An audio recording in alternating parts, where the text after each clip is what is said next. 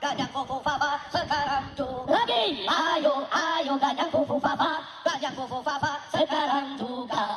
Fufu fafa musuh demokrasi, fufu fafa penyubur korupsi, fufu fafa anak haram konstitusi, fufu fafa cukuplah sampai di sini. Ayo ayo gajang fufu fafa, gajang fufu fafa sekarang juga.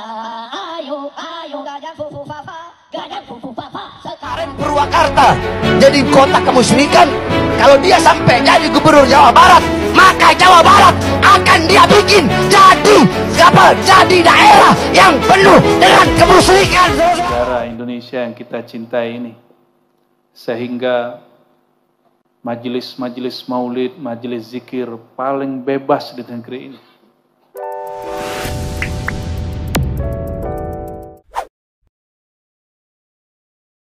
Qalbu baginda Nabi Muhammad sallallahu alaihi wasallam.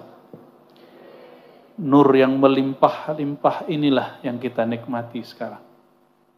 Maka nur itu paling banyak melimpah di negeri kita, negara Indonesia yang kita cintai ini, sehingga majelis-majelis maulid, majelis zikir paling bebas di negeri ini.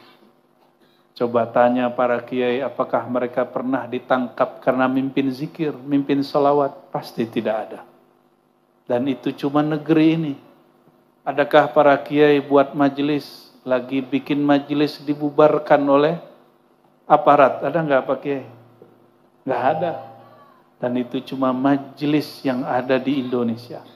Semoga Allah Ta'ala memberkahi negeri kita, memberi hadiah pemimpin-pemimpin yang adil, ulama-ulama yang menjadi uswatun hasanah. Amin ya rabbal alamin. Karena terbiasa baca kitab, saya mesti mulai dengan baca kitab, ya. Para kiai, para masyayikh, semua wabil khusus yang memimpin istighosah kita, Syekh Kiai Haji Zainul Alim, semoga Allah hiasi kita dengan ilmu beliau, zikir-zikir beliau, dan semua para kiai yang tidak mungkin saya sebutkan satu persatu. Ini luar biasa. Biasanya kalau di Jawa orang buat maulid, buat pengajian itu pakai gendang gitu ya. Ini seperti gaya lama ya. Tapi saya lebih suka begini, yang diisinya maulid sederhana. Karena kalau maulid itu mesti baca kitab. Kalau sholawatan boleh bebas, baca sholawat mana aja, boleh pakai gendang. Tapi kalau kitab maulid, afdolnya dibaca kitabnya dari awal meskipun diputus di tengah, ya. Kitab yang mau saya baca salah satu kitab wali Allah, Sidi Ahmad Ar-Rifai. Beliau menulis kitab tentang halatu ahli tahqiq ma'allah, kondisi kekasih-kekasihnya yang disebut ahli hakikat, mereka yang kolbunya dipenuhi cinta kepada Allah dan Rasulnya. Menariknya kitab beliau ini ditulis pakai menyebutkan silsilah sanad hadis. Ternyata beliau ini zuriat Nabi SAW. Ini yang lagi rame sekarang ini ya. Jalurnya cuma bukan jalur yang ditulis, yang dipakai oleh Rabithah Alawiyah, jalur Ba'alawi. Jadi beliau ini jalurnya melalui As-Sayyid Ali Ar-Ridha, dari ayahnya Musa Al-Qazim, dari Ja'far Shadiq sampai kepada Rasulullah SAW. Jalur ini juga jalur yang dipakai, merupakan nasab sebagian Wali Songo. Jadi Wali Songo ada yang melalui Musa Al-Qazim, ya. Kalau yang lain mungkin jalur yang lain, ya. Nah, maka saudara-saudaraku yang sedang ribut berbicara nasab, saran kami Al-Fakir, kalau pantas didengar, Wali Songo dan zuriatnya adalah zuriat Nabi Sallallahu Alaihi Wasallam. Sadah Ba'alawi yang nama-nama mereka tertulis dalam Rabithah Alawiyah pun juga zuriat Nabi Sallallahu Alaihi Wasallam. Mohon tunjukkanlah kepada kami yang bukan zuriat Nabi ini, akhlaknya Nabi Muhammad SAW. Apa akhlak Nabi? La tahasadu, wa la tabaghadu, wa la tadabaru, wa kunu ibadallahi ikhwana. Ini pun disebut oleh beliau di riwayat ini. Janganlah saling iri dengki. Janganlah tabaghadu, saling menyulut kemarahan atau memancing marah atau jadi provokator orang marah. Sekarang bikin marah orang gampang Pak Kiai. Kalau dulu orangnya didatangi. Kalau sekarang cukup buat channel di YouTube. Ngomong di YouTube. La tabaghadu. Jangan menyulut kemarahan orang. Wala tadabaru. Ini wala tadabaru, jangan saling membuang muka. Apa kata Sidi Ahmad Rifai, zuriat Nabi SAW? Nama beliau juga nggak tertulis di Robito Alawiyah. Dan zuriatnya banyak. Saya ketemu di Banjar, ketemu di Bandung. Dan mereka nggak marah namanya nggak ditulis di Robito Alawiyah. Wajar kan, bukan Alawi. Ya. Apa kata beliau? Wali kutub di zamannya, la tahasadu, jangan saling iri dengki. Kenapa kata beliau? Al-hasadu, sifat hasad itu sifatnya iblis. Minasyaitan. Iblis itu dulu iri kepada nenek moyang kita, kakek moyang kita, Sayyidina Adam. Benar gak? Maka orang yang iri dengki, apakah urusan jabatan, popularitas, termasuk nasab.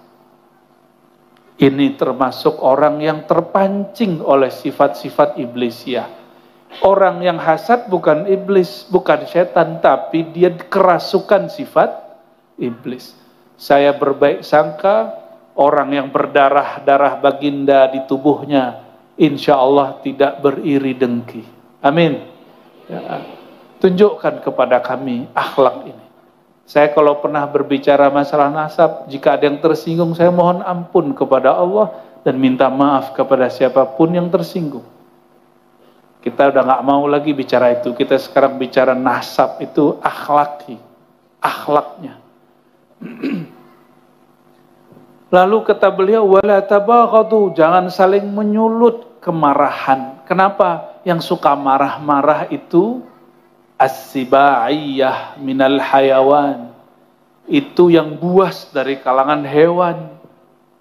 Maka orang yang suka ngamuk-ngamuk, suka marah-marah. Ya, kalau kita begitu, mungkin kita bukan hewan buas, tapi kita kerasukan sifat hewan buas. Maka jika di rumah marah-marah, segera kita minta maaf. Ya, ini tadi berangkat ke sini ada yang marah-marah nggak? Kalau ya nanti pulang minta maaf. Ya, oh gengsi minta maaf. Ah, itu juga bagian daripada mengusir sifat-sifat iblis di badan. Iblis itu gengsi. Gengsi loh, aku pertama dicipta, lebih dulu dicipta dari Adam, kenapa aku yang sujud kepada Adam? Kenapa aku merendah kepada Adam? Udah meninggal Nabi Adam, udah meninggal para nabi, ketemu Nabi Musa. Iblis ternyata pikiran mau tobat tuh. Iblisnya mau tobat. Hah? Ada yang nggak mau tobat di sini? Ada yang nggak sadar dia salah? Berarti dia lebih dahsyat daripada Apa kata iblis? Ini hadis sahih di Sahih Bukhari. Musa, aku mau tobat. Nah, kira-kira gitu. Aku mau tobat. Oh, kata Musa, gampang. Sini aku ajarin. Nih, aku bawa ke suatu tempat. Dibawalah oleh Nabi Musa ke suatu tempat. Ternyata ada satu gudukan tanah panjang. Kata Sayyidina Musa, no, yang gudukan panjang tuh. Nabi Musa itu setinggi pohon kelapa, Bapak Ibu. Ya. Berapa meter? Ya, mungkin 30 meter kali atau wallahu alam. Kalau di hadis itu disebutkan salasun, ya. 30. Wallahu alam itu apakah menunjukkan banyak atau besar gitu ya. Coba bayangin sekarang ada orang setinggi kelapa. Kita sebutnya apa? Rak. Oh, jadi ternyata biawa yang dulu disebut orang dinosaurus itu ya. Ternyata itu biawa. Biawanya tapi gede ya. Sayyidina Musa mengatakan, Iblis, kuburan kakekku. Katanya mau tobat. Perintah Allah kepadamu apa? Sujudlah. Yang mau sujud siapa? Semua malaikat kecuali iblis. Maka sifat sujud itu sifatul malaikah. Sifat para malaikat. Ketika iblis disuruh sujud dan dia nggak mau sujud, dia batal pangkat kemalaikatannya. Jadi malaikat itu ada pangkat, ada malaikat itu jenis. Sama, syaitan itu ada yang pangkat, ada yang jenis. Kalau setannya pangkat itu manusia yang kerjanya nyuruh orang jahat. Ya'muru bil fahsya. Itu manusia, syayatinul jinni wal. Jadi adakah setan manusia? Sama. Adakah jin malaikat? Itulah dulu Azazil itu. Ya. Maka disebut di dalam Al-Quran dan ini diperkuat oleh para imam-imam ahli tafsir. Sebagian mereka percaya dulu Azazil alias iblis itu pernah berpangkat malah. Kapan dipecat? Ketika tidak mau sujud. Di dalam diri kita ini ada sifat malaikat. Kalau nggak mau sujud, nggak mau merendah, maka berarti sudah dipecat. Ya, nggak mau kan? Dipecatnya apa? Ya nggak mau sujud, sukanya marah-marah. Pangkatnya turun menjadi sibaiyah, hewan buas, sukanya marah-marah, tersinggungan, ngamuk-ngamuk. Mau begitu? Ya, namanya kita manusia pasti pernah salah. Kalau pernah begitu, segera bertobat kepada Allah dan minta maaf. Iblis mau gak sujud? Apa kata iblis? Dia hidup pun aku gak mau sujud, apalagi do bau tanah. Egonya 2 kali. Akhirnya iblis gagal taubat. Karena ego. Ini hati-hati. Ya. Karena merasa dirinya sesuatu. Semoga kita yang hadir ini Allah bersihkan dari sifat-sifat buas. Sifat-sifat emosi dan sifat-sifat iri dan dengki. Amin ya rabbal alamin.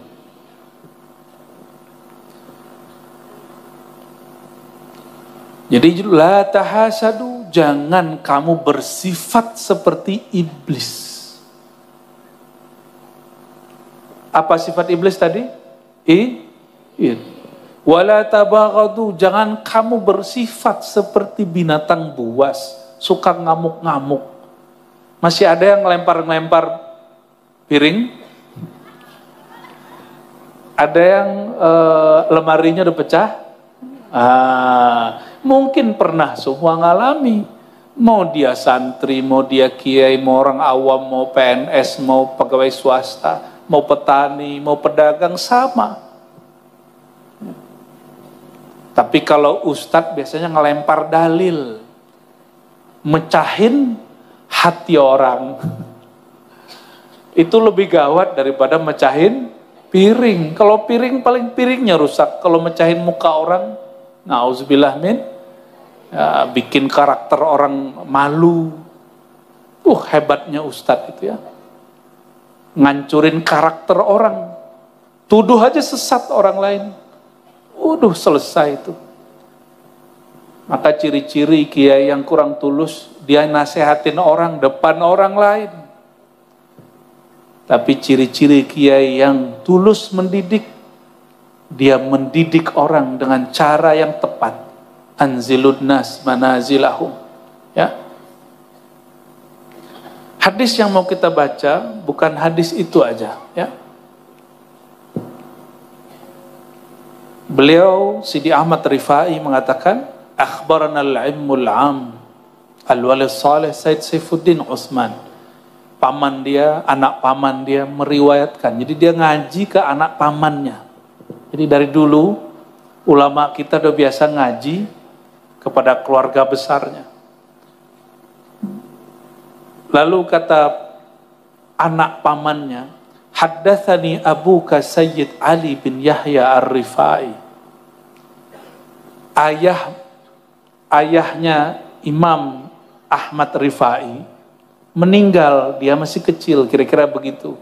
Sehingga tidak sempat Sidi Ahmad Rifai berguru kepada ayahnya.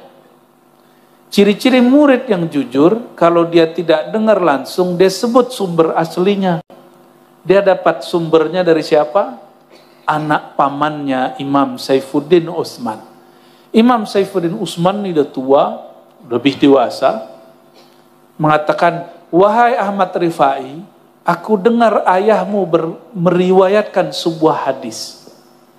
Bersambunglah dari anak pamannya terus sampai kepada Musa Al-Kazim dari Ja'far As-Sadiq, dari ayahnya Muhammad Al-Baqir, dari ayahnya Zainul Abidin. Nah, kalau beliau Zainul Alim. Zainul Abidin punya ayah Al-Imam Al-Mazlum Al-Syahid Al-Sa'id Al-Husain sahibu Karbala, yaitu yang dizalimi, Al-Syahid yang syahid gugur di medan juang, Sayyidina Al-Husain di Karbala, dari ayahandanya Sayyidina Ali karramallahu wajhah. Ternyata beliau ini punya nama lain, Ya'sub Nahlul Muwahhidin, ya. Beliau dari anak pamannya Sayyidina Nabi sallallahu alaihi wasallam. Maka ini disebut hadis musalsal bi ibnil am. Ya. Hadis musalsal, hadis yang diambil dari anak paman. Sayyidina Ali, anak siapa? Abu Talib. Abu Talib itu siapanya Nabi SAW. Ya. Saudaranya Abu Talib namanya Sayyid Abdullah. Nah, Sayyidina Ali karramallahu wajhah ngambil dari anak paman dia, yaitu Sayyidina Muhammad sallallahu alaihi wasallam. Apa kata baginda Rasulullah sallallahu alaihi wasallam? Ini hadis saya udah lama nyari, nggak ketemu di Sahih Bukhari, nggak ketemu di Sahih Muslim, nggak ketemu di kitab yang 6. Bukhari, Muslim, Abu Daud, Tirmidzi, Nasai, Ibnu Majah, nggak ketemu dengan sanad yang lengkap. Udah capek-capek nyari, lagi baca kitab Halut Tahqiq, Halu Ahli Tahqiq ma'allah.